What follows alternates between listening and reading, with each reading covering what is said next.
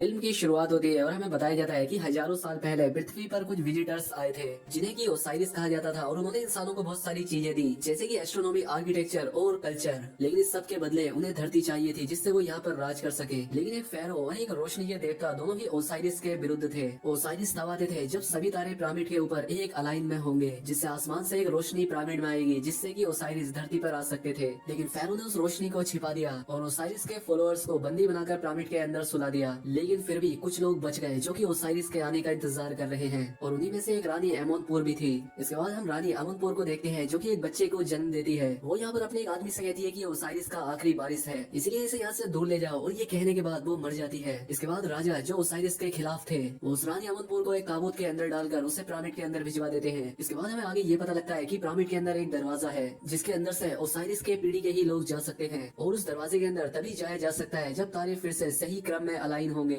लेकिन राजा ने वहाँ पर एक ताला लगवा दिया जिसकी चाबी का नाम की ऑफ हेवन है और अगर ओसाइरिस वापस आए तो सारी दुनिया बर्बाद हो जाएगी। सिर्फ ओसाइरिस की पूजा करने वाले ही जिंदा रहेंगे जिन्हें की भगवान का दर्जा दिया जाएगा और उस पीढ़ी का जो आखिरी इंसान है उसका अभी तक कुछ पता नहीं है। अब अगले सीन में हम कुछ आर्कियोलॉजिस्ट को देखते हैं जो कि इसी की खोज करने के लिए आए थे। अब उन्हीं में से मैक्स स्टोडन अपने असिस्टेंट से कहता है कि 7 दिन के बाद तारे फिर से सही क्रम में आने वाले हैं और हमें किसी तरह से भी की ऑफ हेवन को ढूंढना होगा। और तभी उसे एक फोन आता है जिस पर वो बात करने लगता है और तभी वहाँ एक आदमी आकर उसकी एक छड़ी जो की गाड़ी पर रखी थी उसे लेकर भाग जाता है। वहीं पर हम एक आदमी को देखते हैं जिसे वो आदमी मास्टर स्टोन की वो छड़ी लाकर देता है। जिसके बाद पीटर एक पुरानी चीजों की दुकान पर आता है। वो यहाँ पर दुकानदार को पैसे देते हुए कहता है कि मुझे वो चाबी दे दो। जिसके बाद दुकानदार उसे अपने लॉकर से वो चाबी निकाल कर देता है। लेकिन पीटर उस आदमी को मैसन स्टोन की उस छड़ी से जिसमें से ये तलवार बाहर आती थी उससे वो उसे मार देता है और चाबी और पैसे उठाकर वहाँ से चला जाता है। अब मैसन स्टोन भी वहाँ पहुँच जाता है जहाँ वो दुकानदार उसे मरा हुआ मिलता है और तभी पीटर उसे फोन करके कहता है कि अब वो चाबी मेरे पास है और उस आदमी को भी मैंने ही तुम्हारी छड़ी से मारा है जिसमें कि तुम्हारे फिंगरप्रिंट है और अब मैं उसे पुलिस को दे दूंगा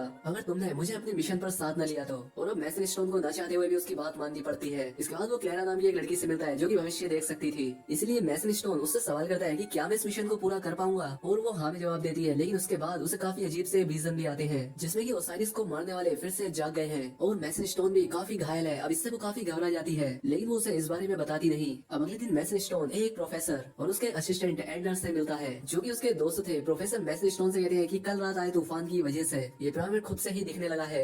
जिस देखकर मैसन स्टोन काफी खुश हो जाता है और वो प्रोफेसर से कहता है कि तुम प्लीज मेरे लिए इसके अंदर जाने का रास्ता ढूंढो। जिसमें वो कहता है कि मैंने काम शुरू कर दिया है। जिसके बाद मैसन स्टोन अपनी असिस्टेंट से कहता है कि मेरी बेटी सैरा को लंदन से यहाँ बुलाओ। जिसके बाद वो वहाँ से चला जाता है। खैर अब रात को जब प्रोफेसर पिरामिड के अंदर जाने का रास्ता ढूंढ रहे थे कि उनकी तबीयत खराब होने लगती है और तभी एडलर वहाँ आकर उनसे कहता है कि आपकी तबीयत खराब हो गई है इसीलिए आपको घर जाना चाहिए। जिसके बाद वो उन्हें उनके घर लेकर आता है जहाँ पर एडलर उनसे सवाल करता है कि क्या हम इस मिशन को डिले नहीं कर सकते। जिस पर प्रोफेसर कहते हैं कि पिरामिड के अंदर तारों के अलाइनमेंट के समय ही जाना होगा, इसी वजह से मिशन को आगे नहीं बढ़ाया जा सकता। अब अगले दिन एडलर प्रोफेसर से मिलने के लिए उनके घर आता है और अब उनकी तबीयत और बिगड़ चुकी थी। अब वो एडलर से कहते हैं कि मैं इस मिशन में नहीं जा सकता और इसीलिए अब तुम्हें जाना हुआ क्योंकि मैंने पिछले 4 सालों में तुम्हें सब कुछ सिखा दिया है और मुझे तुमसे पूरी उम्मीद है। और अब एडलर भी उनकी बात मान जाता है। वही अगले सीन में सैरा लंदन से आकर अपने फादर मैसन स्टोन से मिलती है। दरअसल उसकी माँ की डेथ हो चुकी है और वो इस बात का पता लगाना चाहती थी कि उसकी माँ कैसे मरी। अब अगले दिन एडलर सैरा से मिलता है जो कि उससे प्रोफेसर के बारे में पूछती है जिसमें वो कहता है कि उनकी तबीयत खराब है और वो हॉस्पिटल में है इसलिए उन्होंने ये मिशन मुझे सौंपा है। जिस पर सैरा कहती है कि हमें इस मिशन पर एक्सपर्ट चाहिए जो कि प्रोफेसर ही है और मुझे नहीं लगता कि शायद तुम्हें कुछ आता भी होगा।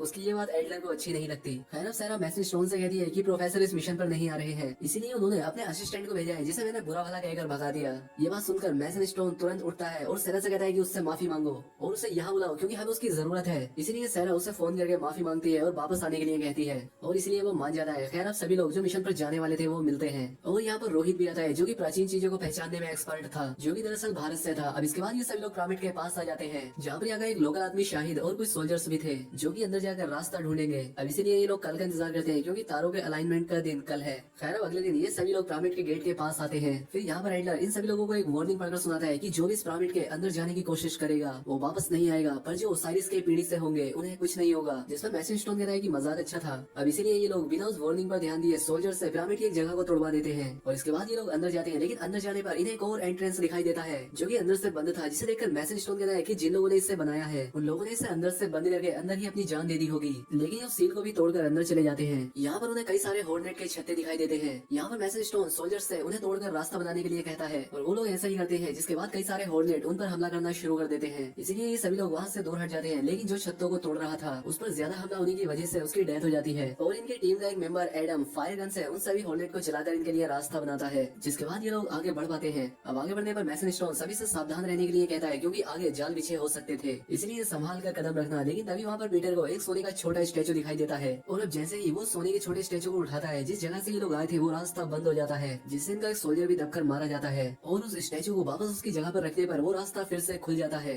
खैर वहाँ से आगे जाने पर उन्हें टाइल्स दिखाई देते हैं, जिनके बेसिस पर रोहित उन्हें देखकर आगे जाने का रास्ता खोजता है और अपनी कैलकुलेशन से पता लगाता है कि कौन सी टाइल्स पर पैर रखना है। लेकिन वो यहाँ पर गलत टाइल्स पर पैर रख देता है, लेकिन इस बार वो बच जाता है। यहाँ पर एडलर बताता है कि जब ये बना था तब जीरो का भी इन्वेंशन नहीं हुआ था, इसलिए इसे 1 से कैलकुलेट करो, जिसके बाद रोहित सही सीक्वेंस का पता लगा लेता है और अब ये लोग आगे बढ़ने में कामयाब हो जाते हैं। अब आगे आने के बाद इन्हें एक बड़ा सा पत्थर दिखाई देता है, जिस पर एंशिएंट लैंग्वेज में कुछ लिखा था। रोहित और एडलर इसे समझने की कोशिश करते हैं। एडलर कहता है कि जरूर इसके पीछे कोई रास्ता है, और उस पत्थर को हटाते ही इन लोगों को सच में एक रास्ता दिखाई देता है, जिसके अंदर आने पर वो देखते हैं कि वो जगह काफी खूबसूरत है और यहाँ पर रानी एमोनपुर का वो ताबूत भी रखा था। लेकिन यहाँ पर बेवकूफ मैसन स्टोन उस ताबूत को खोलकर रानी मैसन स्टोन की मम्मी को निकाल कर बाहर फेंक देता है। ये देखकर सब हैरान हो जाते हैं, जिस पर मैसन स्टोन कहता है कि मुझे रानी एमोनपुर की कोई जरूरत नहीं है, मुझे ओसाइरिस का टेम्पल चाहिए जो कि पिरामिड के भूल भुलैया के अंदर कहीं पर है। इसके बाद वो पीटर से की ऑफ हेवन मांगता है और इसके बाद उस चाबी को उस ताबूत में लगाता है, जिससे वहाँ पर एक रास्ता बन जाता है, जिससे ये लोग आगे जाने लगते हैं। लेकिन सैरा को यहाँ पर डर लग रहा था, जिस पर एडलर उसे समझाता है, जिसके बाद सैरा आगे बढ़ने के लिए तैयार हो जाती है। मैसन स्टोन पीटर को सबसे आखिर में रहने के लिए कहता है, ताकि वो फिर से कोई गलती न कर दे। लेकिन पीटर इस बात से गुस्सा होकर सबसे आगे बढ़ जाता है और आगे बढ़ते ही उसका पैर एक पत्थर पर पड़ जाता है, जिससे वहाँ का रास्ता सील हो जाता है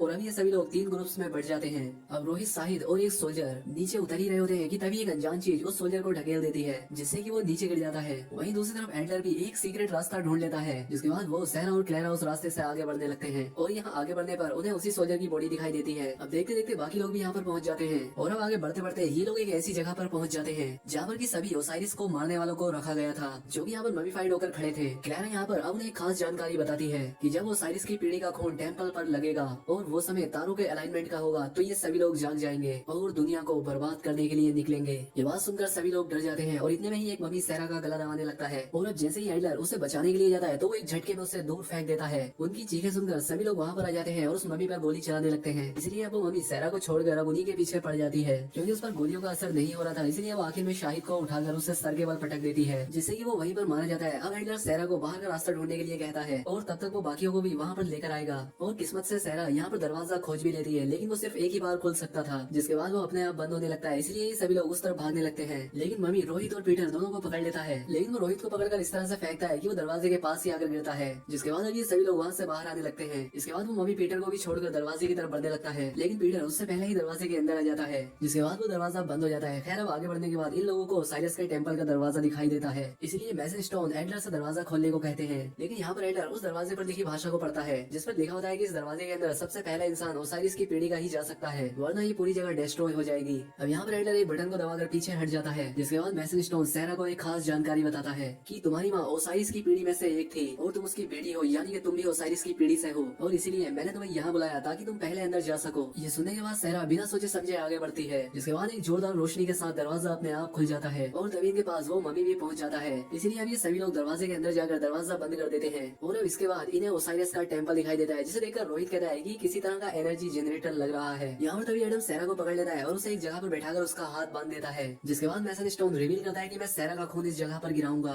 क्योंकि अब तारे अलाइनमेंट में आ चुके हैं और ऐसा करते ही ओसाइरिस धरती पर आ जाएगा, जिसके बाद सारे मम्मीज जाकर दुनिया को खत्म कर देंगे। और अब जब एडलर सैरा को बचाने के लिए जाता है तो एडम उस पर गोली चला देता है, लेकिन वो गोली रोहित अपने ऊपर ले लेता है, जिस वजह से उसकी जान चली जाती है। सैरा मैसन स्टोन से पूछती है कि तुमने मेरी माँ के साथ क्या किया, जिस पर वो कहता है कि ये रिचुअल सिर्फ ओसाइरिस की पीढ़ी की लड़की से ही पूरा हो सकता है। मैंने उसे सारी बातें बताई, लेकिन उसने मेरा साथ देने से मना कर दिया और इसीलिए मुझे उसे मारना पड़ा। ये बात सुनकर सैरा काफी हैरान और दुखी हो जाती है, क्योंकि उसके फादर ने ही उसकी माँ को मार दिया था। मैसन स्टोन अब उसका जबरदस्ती खून गिराता है, जिससे कि अब सारी मशीनें शुरू हो जाती हैं और अब उसमें से रोशनी निकलकर सारी ममीज पर पड़ती है। अब यहाँ पर मैसन स्टोन ओसाइरिस को लाने के लिए कुछ मंत्र पढ़ने लगता है, यानी ये मैसन स्टोन चाहता है कि ओसाइरिस धरती पर आ जाए और जो लोग उसकी पूजा नहीं करेंगे वो उन्हें मार दे और उसकी पूजा करने वालों को भगवान का दर्जा दे, क्योंकि मैसन स्टोन का यही प्लान है। दूसरी तरफ एडलर एडम को गिराकर सैरा को बचा लेता है और सैरा एडलर से गन लेकर मैसन स्टोन को वहीं पर शूट कर देती है और वो यही सीन है जो कि क्लैरा ने अपने विजन में देखा था। मैसन स्टोन के मरते ही पूरा रिचुअल रुक जाता है और अब वो पूरा पिरामिड गिरने लगता है। इसीलिए सभी लोग वहाँ से बाहर आने की कोशिश करते हैं और काफी मुश्किलों का सामना करते हुए वो लोग बाहर निकल आते हैं। अब उनके बाहर निकलते ही प्रोफेसर भी यहाँ पर पहुँच जाते हैं, जो कि क्लैरा से कहते हैं कि वो फिर से आएंगे और तभी वहाँ से एक हॉर्नेट भी बाहर निकल कर आता है, जो कि एक हिंट देता है कि इस कहानी को आगे भी जारी किया जाएगा। और अब इसी के साथ ये फिल्म यहीं पर खत्म हो जाती है। चैनल पर पहली बार आए हैं तो वीडियो को लाइक और चैनल को सब्सक्राइब जरूर करें। मिलते हैं हमारी अगली वीडियो में।